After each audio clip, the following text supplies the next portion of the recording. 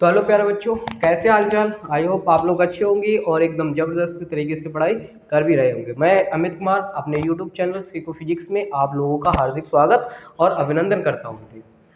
बच्चे, जैसे आप जानते हैं कल हमने जो था वो सक्रियता श्रेणी में मध्य में आने वाली धातुओं के निष्कर्षण के बारे में थोड़ी सी बात की थी, है ना।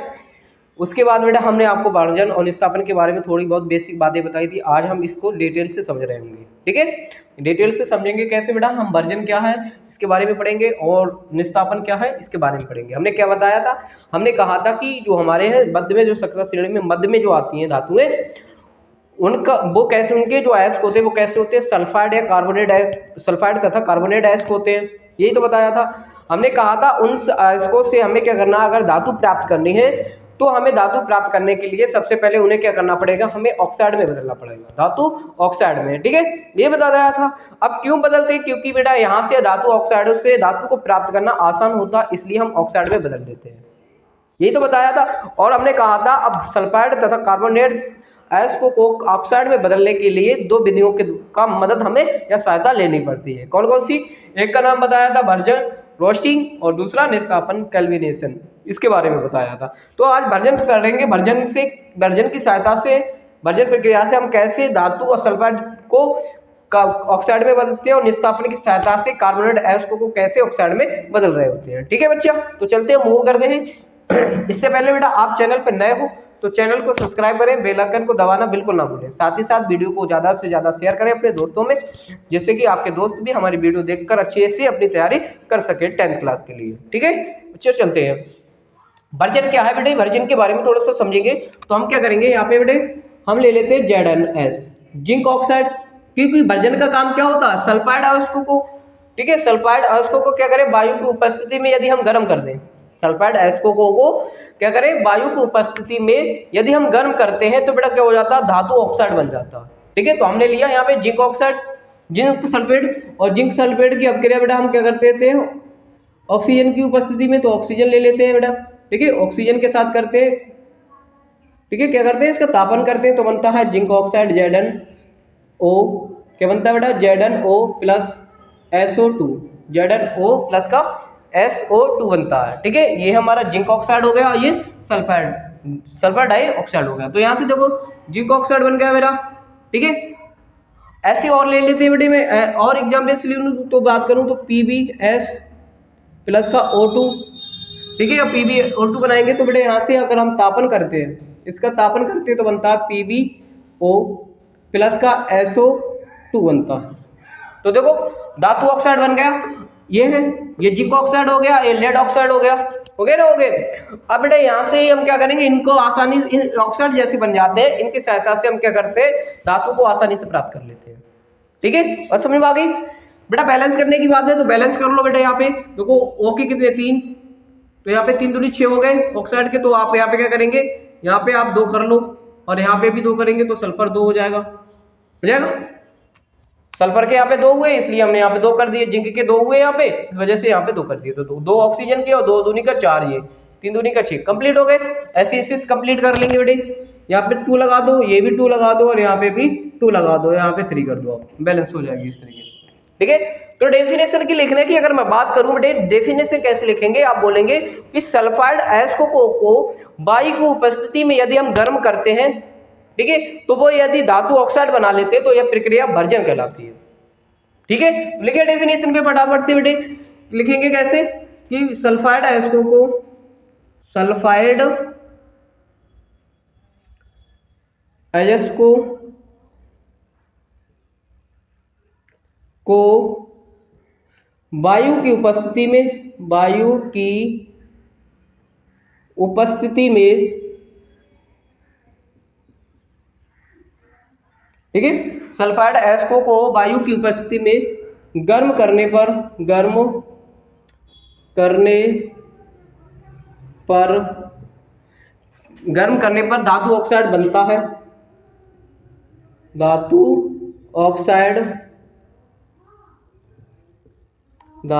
ऑक्साइड बनता है,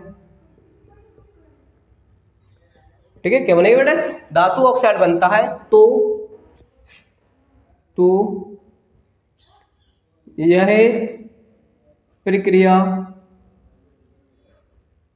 तो यह प्रक्रिया क्या कहलाती है बेटे?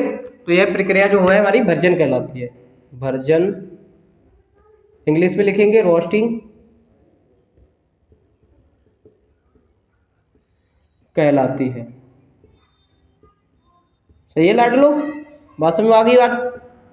ठीक है, अब आते हैं बेटे निस्तापन की तरफ, कैल्विनेशन।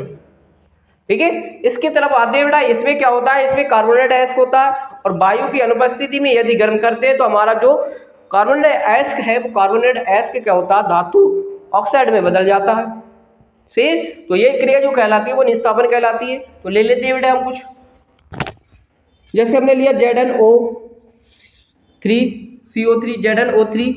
अगर हम क्या करें इसको वायु की अनुपस्थिति में, अनुपस्थिति का मतलब वायु होगी ही नहीं, ऑक्सीजन होगी नहीं, गर्म करेंगे तो बनेगा बेटा ZnO प्लस CO2। क्या बनेगा? CO2। यहां से इस तरीके से ऑक्साइड बना लेते हैं। बन गया बेटे मेरे पास ऑक्साइड, है ना? इसी तरीके से तो लिखेंगे। इसमें डेफिनेशन अगर मैं लिखने की बात करूं तो लिखेंगे कार्बोनेट एस्को को, कार्बोनेट अयस्को को वायु की अनुपस्थिति में, वायु की अनुपस्थिति में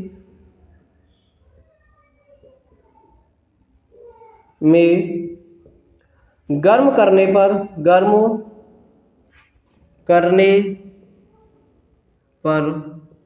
ठीक है, कार्बोनेट एस्को को वायु की अनुपस्थिति में गर्म करने पर क्या बनता है बेटा? अनुपस्थिति में गर्म करने पर यदि धातु ऑक्साइड बनता है तो यह प्रक्रिया क्या कहलाती है? निस्तापन कहलाती है। बहुत ज्यादा गर्मी है भैया, पंखा बंद है। और पंखा इसलिए भैया बंद कर रखा है कि अगर हम वीडियो शूट करते हैं तो पंखे की आवाज़ बहुत ज़्यादा आती है, तो वीडियो में साउंडिंग ज़्यादा हो जाती है, तो आप लोगों को दिक्कत ना हो समझने में, इसलिए हमने पंखा बंद कर रखा है। फिलहाल कोई नहीं, हम एडजस्ट कर लेंगे। गर्म करने पर धातु ऑक्साइड बनता है, धातु ऑक्साइड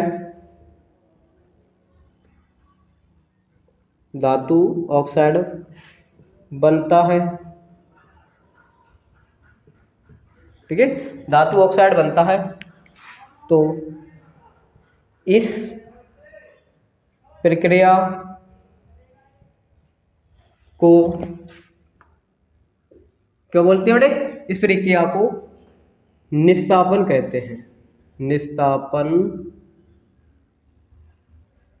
कहते हैं। सही, ये हो गया बेटा हमारा निस्तापन। अब मैं थोड़ी सी बात और समझाऊं बेटा, जो निस्तापन है और जो भर्जन है, जो निस्तापन है वो किस भट्टी में किया जाता है, मतलब निस्तापन है वो किस भट्टी में किया जाता है, इसके बारे में थोड़ा सा और नॉलेज आपको दे देते हैं, वो समझेंगे ध्यान से बेटे।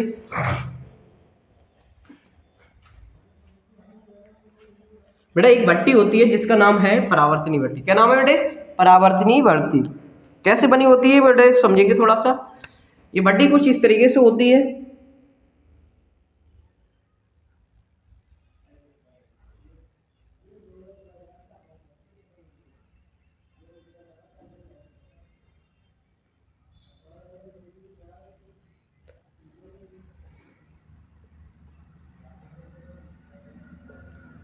कुछ इस तरीके से होती है, ठीक है, और यहाँ से इस तरीके से आता है इसका प्रोडक्ट। बहुत ज़्यादा स्पेस ले लिया, थोड़ा कम ले लेते हैं, इस तरीके से। और यहाँ से बेटे आती है और इस तरीके से इसकी डिजाइन बनी हुई होती है, ये इस तरीके से, ठीक है। और यहाँ पे एक चूल्हा बना हुआ होता है बेटा कुछ डिजाइन में,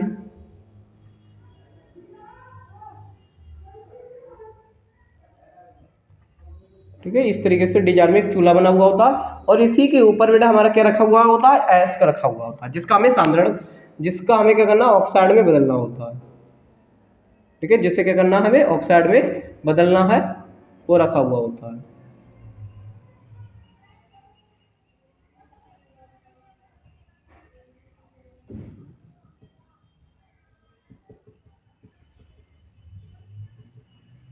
ठीक है, इस तरीके से रखा हुआ होता है। तो ये जो बेटा हमारा है, ये चूल्हा है, और यहाँ पे रखा हुआ होता है बेटा ईंधन।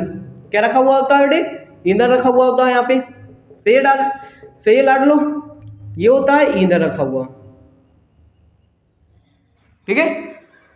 और बेटे क्या होता है, यहाँ से हम क्या करते हैं, ईंधन यहाँ से जल रहा होता है और यहाँ से इस साइड से हम वायु प्रवाहित करते हैं। तो जो गरम गरम लपटें हैं बेटे यहाँ से उठती हैं इस तरीके से, और ये से टकराती हैं, ये लपटें इस तरीके से दीवारों से टकराती हैं और यहाँ से बेटे हम क्या करती है, यहाँ से आके ये ऐस पर गिरती है और फिर यहाँ से जो बेकार गैसें हैं उन गैसों को इस चिमनी की सहायता से बाहर निकाल देती है।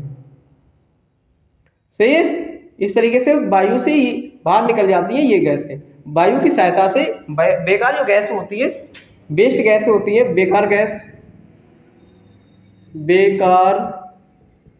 गैसें जो होती है बेटे वो यहाँ से निकल जाते हैं गैसें। ये है हमारी चिमनी। ठीक है। तो आप बोलेंगे बेटा इस भट्टी का नाम क्या है? इस भट्टी का नाम है परावर्तनी भट्टी। तो निस्तापन किस भट्टी में करते हैं बेटा? परावर्तनी भट्टी में करते हैं निस्तापन। यहाँ से क्या होता है, हमारा जो ऑक्साइड रह जाता है, इसके बाद जो ऑक्साइड रह जाता है वो, उसके बाद जो अयस्क रह जाता है वो क्या बन जाता है, हमारा धातु ऑक्साइड बन जाता है। ठीक है। तो इस तरीके से ये हमारी परावर्तनी भट्टी होती है। तो आपसे क्वेश्चन पूछा जाए कि परावर्तन बताओ, परावर्तन मतलब निस्तापन किस भट्टी में किया जाता है, तो आपका आंसर जो होने वाला है बेटा वो क्या होने वाला, आप बोलेंगे निस्तापन जो होता है वो किस में करते हैं, परावर्तनी भट्टी में करते हैं। सही है बच्चों। आ गए बेटा। भर्जन और निस्तापन में अंतर पूछा जाता है 1-2 नंबर में, उसके बारे में भी थोड़ा सा डिस्कशन अभी कर लेते हैं। जल्दी से नोट कर लीजिए बेटा आप।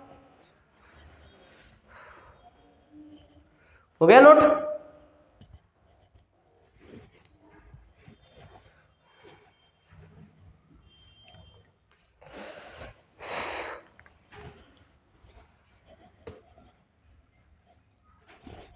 चेक करते पड़ेगा। ठीक।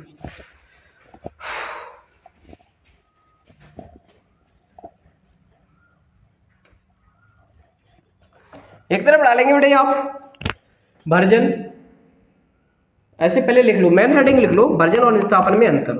भर्जन और निस्तापन में अंतर। Different between roasting and calcination. ठीक है। Different between roasting and calcination. ठीक बेटा। यहाँ पे एक तरफ लिख लो आप भर्जन, क्या लिख लेंगे बेटा, एक तरफ भर्जन और एक तरफ लिख लो निस्तापन। निस्तापन, रोस्टिंग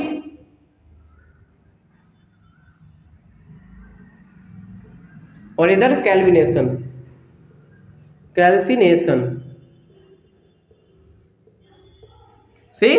इस तरीके से आप फिर क्या करेंगे बेटा, इसकी एक लाइन खींचेंगे बीच में। ठीक है। और इस तरीके से डिजाइन कर लो हल्का सा। आप लिखेंगे बेटा अंतर, सबसे पहला अंतर। ठीक है। नंबर 1 करके डालेंगे।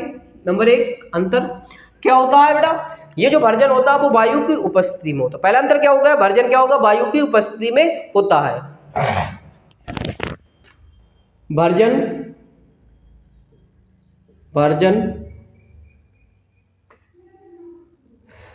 वायु की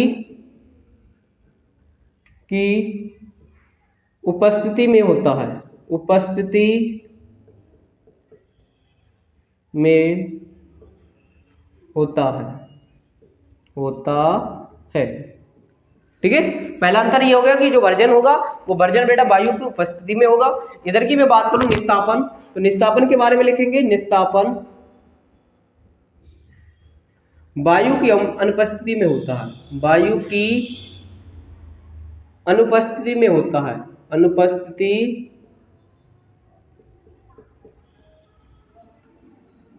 में होता है, वायु की अनुपस्थिति में होता है। सेम। आगे मैं एक और अंतर की बात करूं बेटे, दूसरा अंतर क्या होगा बेटा, ये सल्फाइड अयस्कों का ऑक्साइड में बदलता है। ये क्या करता है, सल्फाइड अयस्कों को ऑक्साइड में बदलता है और ये कार्बोनेटेड अयस्कों को ऑक्साइड में बदलता है। तो लिखिए दूसरा सेकंड वाला अंतर जो है बेटे, आप बोलेंगे भर्जन में सल्फाइड अयस्क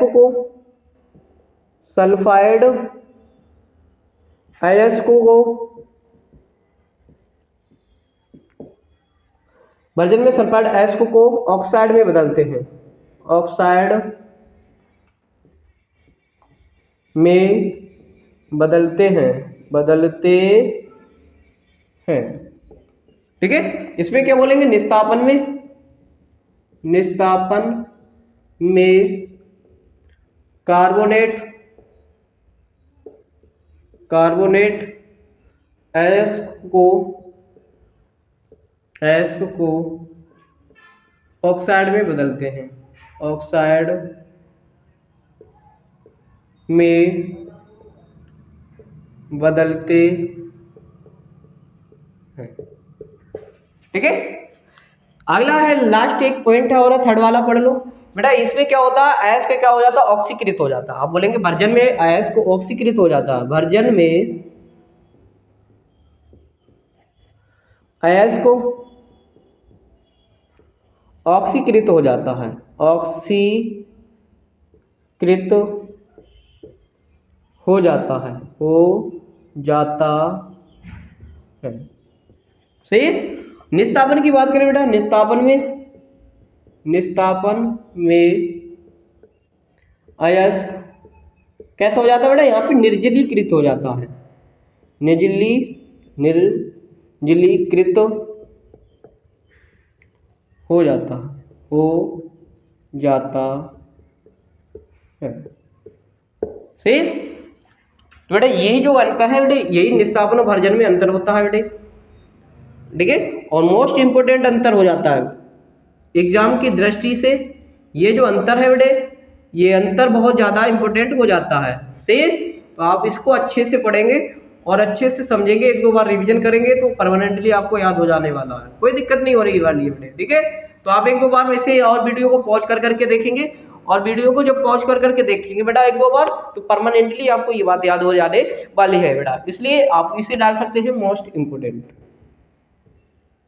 सही बेटे, तो बस आज के लिए इतना रखते हैं और कल मिलते हैं नेक्स्ट वीडियो में। आज के लिए जय हिंद और जय भारत।